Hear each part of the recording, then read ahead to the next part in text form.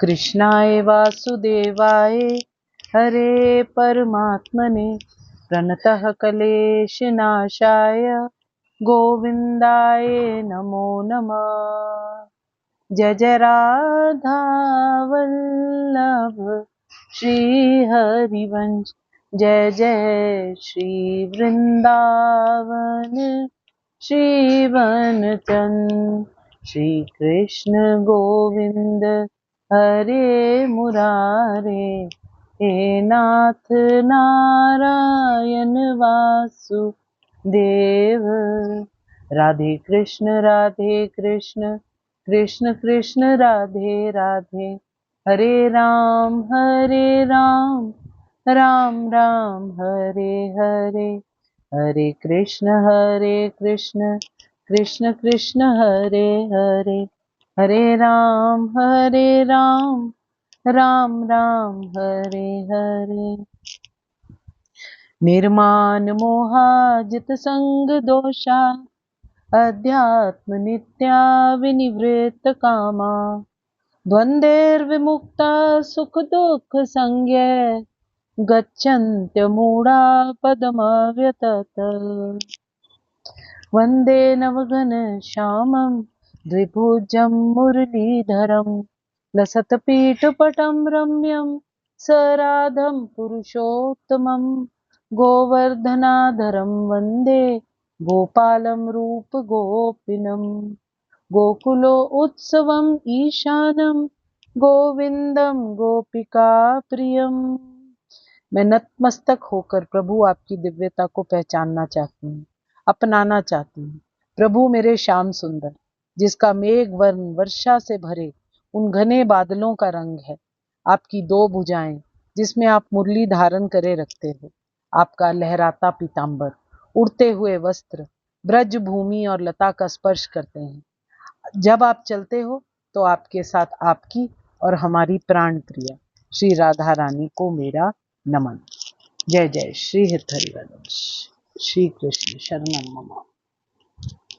सबसे पहले भाव से परमात्मा श्री कृष्ण और श्री जी के चरणों में नमन करते हुए, बार बार प्रणाम करते हुए आज की वार्ता अपने प्रिय प्रभु और सद्गुरु महाराज के चरणों में निवेदन करते हुए मैं आगे बढ़ती हूँ। ओम श्री गणेशाय नमः, श्री सीताराम नमः, श्री राधे श्याम नमः, उमापति महादेव की जय, श्री गुरुवे नमः, श्री हनुमते विराजिए, सब संतन की जय, सब भक्तन की जय। जय जय सीताराम, जय जय राधे श्याम, श्री हरिवंश, जय जय श्री हरि। कल हमने श्लोक संख्या नंबर 9 किया था, जिसमें भगवान जी कहते हैं कि निरंतर मुझ में मन लगाने वाले और मुझ में 10वां अध्याय श्रीमद् भगवद गीता श्लोक संख्या नंबर 9, निरंतर मुझ में मन लगाने वाले और मुझ में ही प्राणों को अर्पण करने वाले भक्तजन मेरी भक्ति की चर्चा के द्वारा आपस में मेरे प्रभाव को जानते हुए तथा गुण और प्रभाव सहित मेरा कथन करते हुए निरंतर संतुष्ट होते हैं और मुझ वासुदेव में ही निरंतर रमण करते रहते हैं। भगवान जी को ही अपना परम प्रेमी मानना, परम सुहृद मानना, परम आत्मीय मानना, परम गति और परम प्रिय समझने के कारण जिनका चित्त अनन्य भाव से परमात्मा में लगा रहता है, भगवान के सिवाय किसी भी वस्तु में जिनकी प्रीति नहीं होती, आसक्ति नहीं होती या रमणीय बुद्धि नहीं है, जो सदा सर्वदा परमात्मा के नाम, गुण, प्रभाव, लीला और स्वरूप का चिंतन करते रहते हैं, जो हर समय शास्त्र विधि के अनुसार कर्म करते हैं, उठते बैठते सोते जागते चलते फिरते खाते पीते व्यवहार काल में ध्यान काल में कभी क्षण मात्र भी अपने परमात्मा को नहीं भूलते, भगवान को नहीं भूलते, ऐसे नित्य निरंतर चिंतन करने वाले भक्तों के लिए भगवान सब कुछ है। जिनकी जीवन और इंद्रियों की समस्त चेष्टाएं केवल परमात्मा श्री कृष्ण के लिए, जिनको क्षण मात्र भी भगवान का वियोग असहाय है, जो भगवान के लिए प्राण धारण करते हैं, जिनका खाना पीना, चलना फिरना, सोना जागना आदि जितनी भी शारीरिक चेष्टाएं हैं, उन सब में जिनका अपना कुछ भी प्रयोजन नहीं रह जाता, जो सब कुछ परमात्मा के लिए करते हैं, भगवान जी उनको कहते हैं वो मत गत प्राणा, परमात्मा को एक दिन प्राप्त करेंगे। भगवान में जो शक्ति, राम राम, भगवान में जो श्रद्धा भक्ति रखते हैं, ऐसे प्रेमी भक्त जो अपने अपने अनुभव के अनुसार परमात्मा के गुण, प्रभाव, तत्व, उनकी महात्म्य, उनके रहस्य या लीला को परस्पर नाना प्रकार की युक्तियों से समझने की चेष्टा करते रहते हैं, जो भक्ति पूर्वक परमात्मा के नाम, प्रभाव, लीला, स्वरूप, कीर्तन और गायन करते रहते हैं, कथा व्याख्या द्वारा लोगों में प्रचार करते रहते हैं, उनकी स्तुति करते हैं, हर समय भगवान जी का कथन करते हैं और उसी में संतुष्ट रहते हैं, निरंतर परम आनंद का अनुभव करते हैं, वो नित्य संतुष्ट रहते हैं। इस प्रकार संतुष्ट रहने वाले भक्त की शांति, आनंद और संतोष का कारण केवल परमात्मा की नाम भक्ति है। गुण के बारे में याद करना, प्रभाव, लीला, स्वरूप आदि का श्रवण करना, मनन करना, उनका कीर्तन करना, पठन पाठन करना, यही उनका जीवन है। सांसारिक वस्तुओं से उसके आनंद और संतोष का कोई भी संबंध नहीं है। भगवान के तत्व और रहस्य का यथा योग्य श्रवण करना, कीर्तन करना, उनका मनन करना, उसमें रुचि रखना, उन्हीं की आज्ञा और संकेत के अनुसार केवल प्रेम करना, हर प्रत्येक क्रिया में मन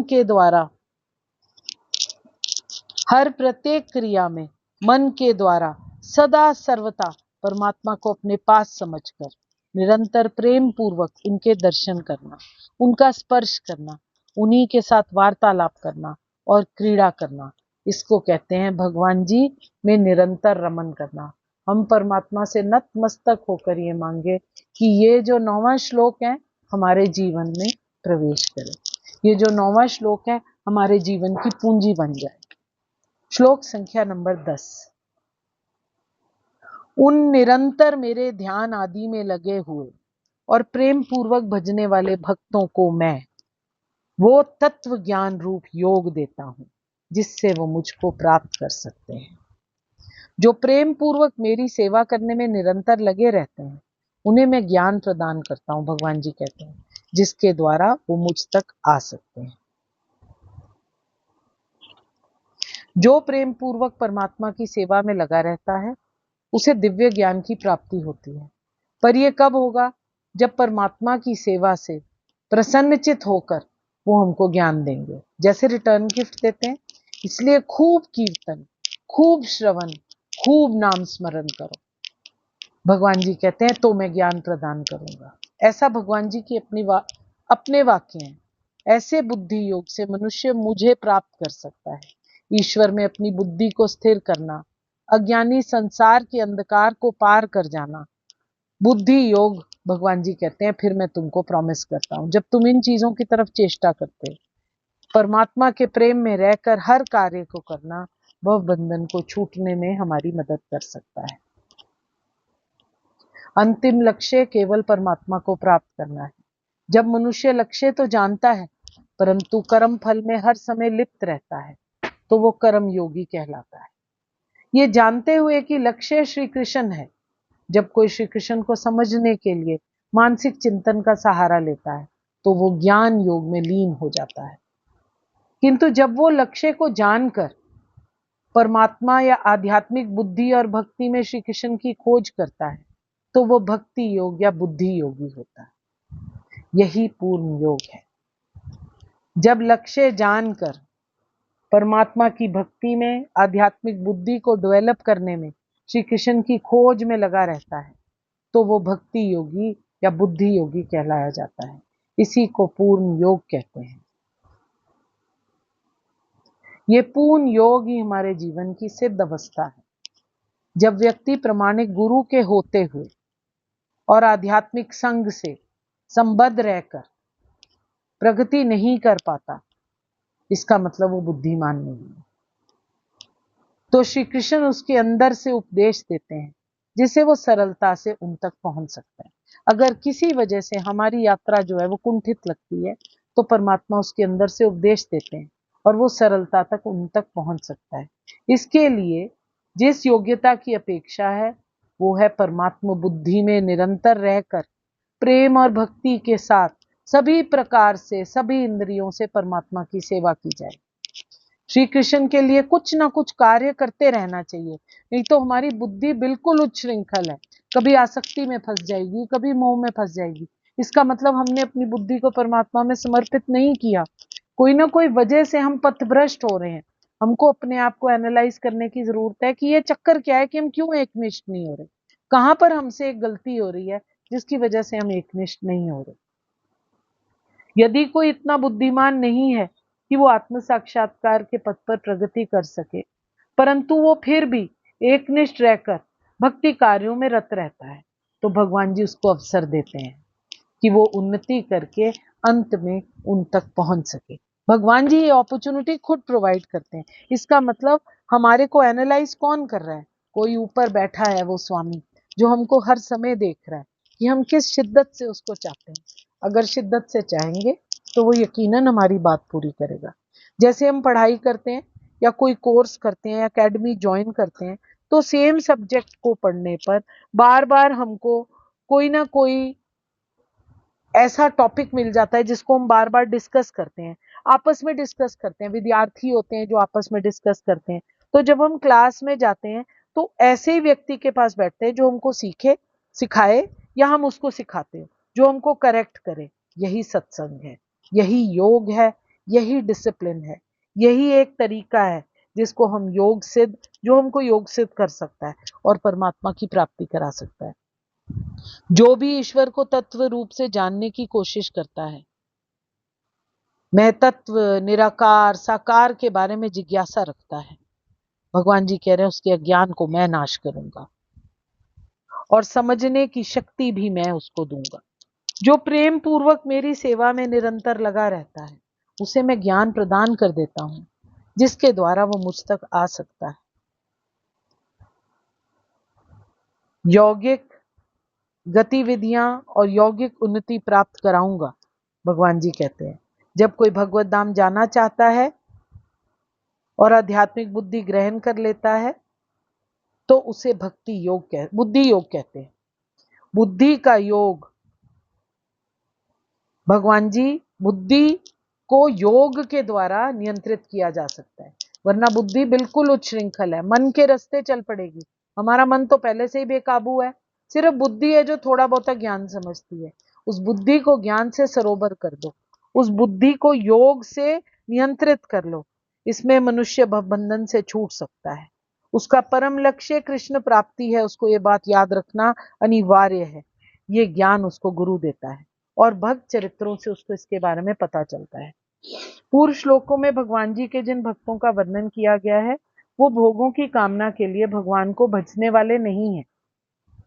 किसी प्रकार से भी उनको किसी फल या कुछ नहीं चाहिए था, केवल निष्काम अनन्य प्रेमा भक्ति से, प्रेम भाव से भरे हुए वो भगवान का निरंतर भजन करते थे।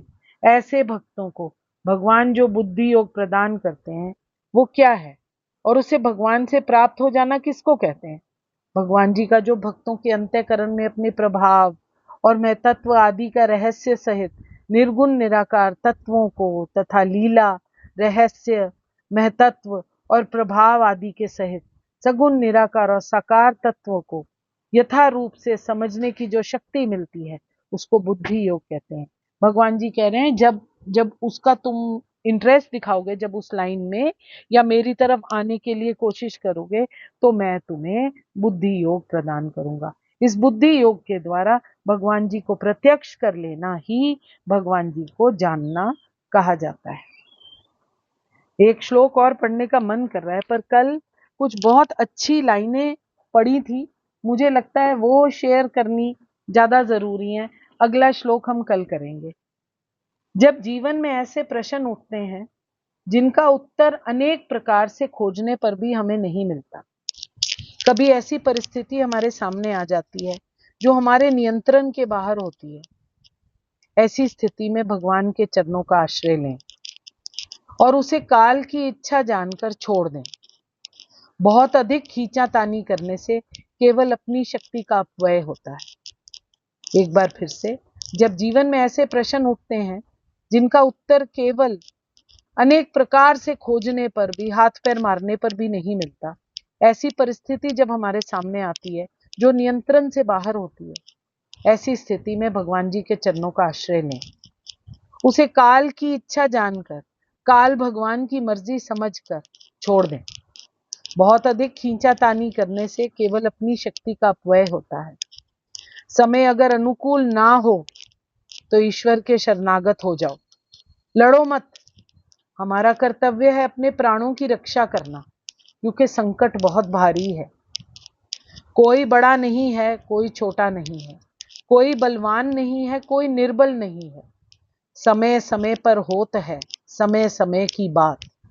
आज आप उन्नति के शिखर पर हैं तो अभिमान मत करो।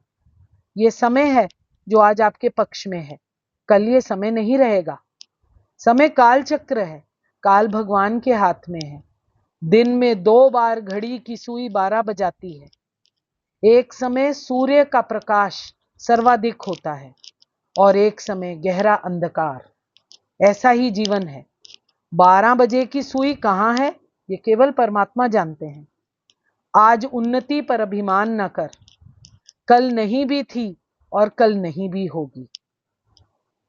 कल दुख की परिस्थिति है तो भी चिंता की बात नहीं। कल दुख की परिस्थिति है तो भी चिंता की बात नहीं।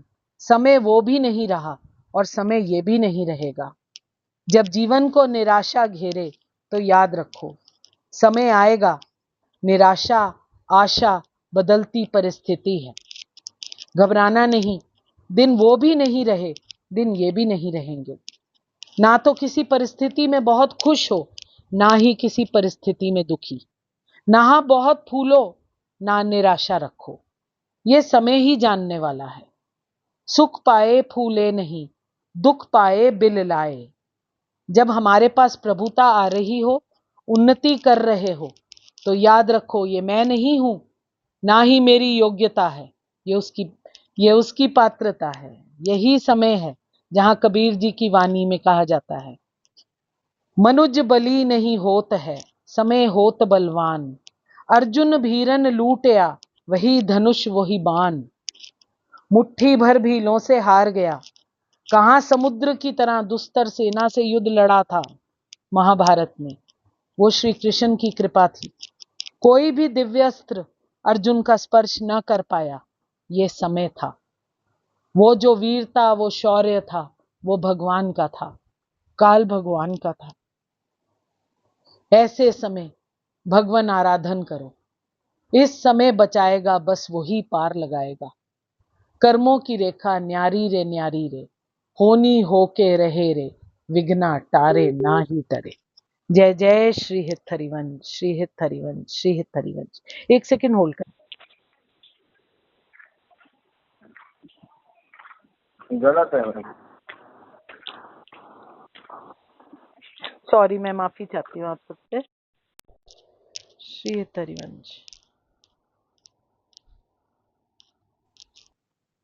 श्री हित हरिवंश, माफी चाहती हूँ सबसे, बीच में टोकना पड़ा मुझे। कृष्णाय वासुदेवाय हरे परमात्मने प्रणत क्लेश नाशाय गोविंदाय नमो नमः। भगवान जी कह रहे हैं अपने भक्तों पर अनुग्रह करने के लिए मैं स्वयं उनके अज्ञान जनित अंधकार का नाश करता हूँ। इसलिए उनको कोई दूसरा साधन ढूंढने की जरूरत नहीं, केवल अज्ञान से पार हटो, अज्ञान से पार पाओ। हे प्रभु, केवल आपकी कृपा से त्याग, ज्ञान और भक्ति की संपत्ति प्राप्त होती है। जन कल्याण का पथ मिलता है, जीवन का लक्ष्य प्राप्त होता है। मैं अनपढ़, अल्पज्ञ, गहन विषय को छूने का साहस नहीं कर सकती थी, इतनी क्षमता नहीं है मेरी। इसमें जो त्रुटियां, हल्कापन और कमियां हैं वो मेरी अल्पज्ञता और अपात्रता के कारण है। विज्ञजन मुझे नासमझ समझकर क्षमा करिएगा। इसमें जो कुछ अच्छा है वो मेरे ताज चरण, मेरे गुरु महाराज का प्रसाद है, उसे स्वीकार करिए। यदि किसी को अच्छा लगे तो अपने ठाकुर जी हित प्रभु जी से प्रार्थना करने की कृपा करें। हम सबको रसरूपा भक्ति प्राप्त हो, मानव जीवन का चरम फल प्राप्त हो। ये विनती है प्रभु आपसे। अपने चारों हाथों की छाया हम पर हमेशा रखना। हरे नमः, हरे नमः, हरे नमः। आज की वार्ता श्री जी के चरणों में निवेदन करते हुए महाराज जी के श्री चरणों में प्रणाम। आपके हृदय भाव प्रभु, मेरे हित प्रभु को नमन। जय जय श्री हित हरिवंश, श्री हित हरिवंश, श्री हित हरि। राम राम जी, सबको राम राम जी। राम राम राम राम राम राम